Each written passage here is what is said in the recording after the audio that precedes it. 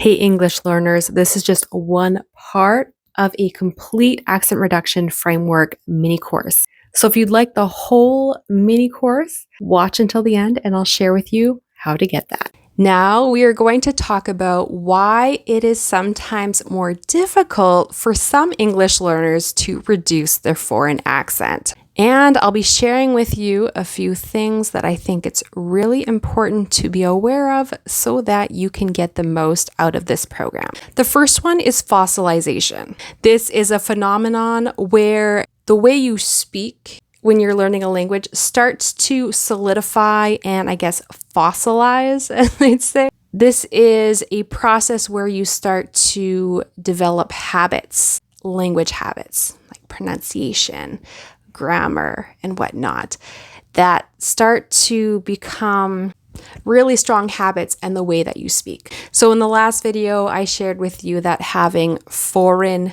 teachers or teachers that don't speak English as a first language, like if they have a thicker accent or they make mistakes, they will transmit their mistakes to you as a learner if you don't have proper input from real native speakers. This is something that tends to happen after the initial learning of a language, and it tends to happen during the intermediate to advanced phase in your language learning journey. I'll give you a real life example of how I've seen fossilization in action. So for those who don't know, I am an English speaker. English is my first language, but in the past, I've worked in French immersion schools. In the English part of Canada, very often we have the option to send our kids to either an English school, a French school, or a French immersion school. The French school is only for people who have parents that speak French as a first language, I believe. I mean, depending on the laws of your province.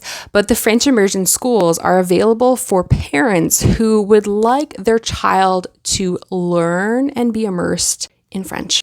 The problem, though, at least when it comes to pronunciation and what I've seen, is that a lot of people who work in the French immersion schools don't necessarily speak French as a first language, which is fine, and I don't want to judge anyone for that. But unfortunately, what can happen is that when French is not your first language, or when a language in general is not your first language, you probably have a foreign accent or make grammar mistakes. There was this one school that I worked in a kindergarten classroom, and I worked in the grade 4 classroom.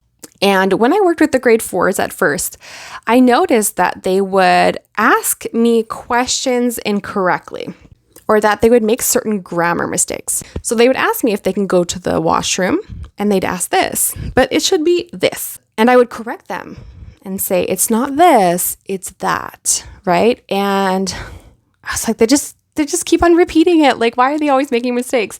And I noticed like every student would ask me that.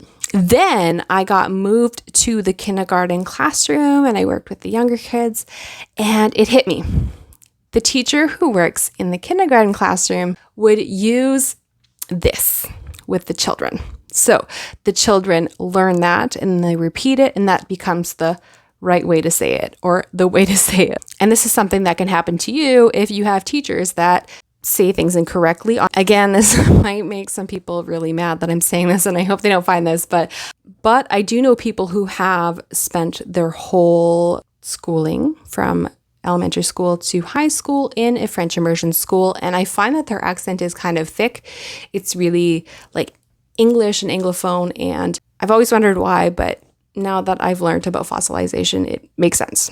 They speak the language and they take on the habits, whether it be pronunciation or grammar, from the teachers they've learned from. Whoa, that was a long example, but I just want you to know the power of where you're choosing to get language input from. Is it from people who speak English as a native language? Is it from people who don't speak English as a native language?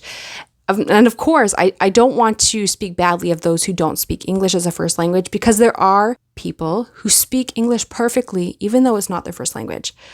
But this is a risk. And there are benefits of having people who speak English as a foreign language as teachers that native speakers aren't necessarily good at when teaching English. So I'm not saying one is good and one is bad, but when it comes to pronunciation, you really want to be careful and mindful. and mindful, because it's not bad to have a teacher that does not speak English as a first language. The second thing to consider, which goes along with that, is making sure you have input from native English speakers. Because when people have no or limited access to native speakers, this really limits them from being able to properly hear correct pronunciation and to hear how things are supposed to be said in a correct way. And of course, with the internet, it's not impossible to have access to English speakers, even if you watch videos. But it's just another reminder for you to really be mindful of where you're getting your language input from, because it will have an effect on your English, especially if you have a lot of exposure in the beginning to people and accents and pronunciation problems that do not align with your goals. Another thing that it's important and really important to have is feedback. Feedback from native speakers or those who are able to speak like native speakers. Again, ideally with the accent that you want to have. And this, I would say, is one of the most important things, especially if you are serious about improving your accent and your pronunciation. So this could be having a tutor that is able to help you and guide you with pronunciation, to listen for your mistakes, identify what you should work on. Maybe you have an accent coach, an English teacher that specializes in accent reduction and pronunciation. Or maybe friends that have that level of English, whether English is their first language or they already speak like a native. This is going to be really important for you to constantly get that feedback so you know what to work on and to get proper feedback and instruction. And the more often you can do this, the better. If it could be weekly, that's awesome.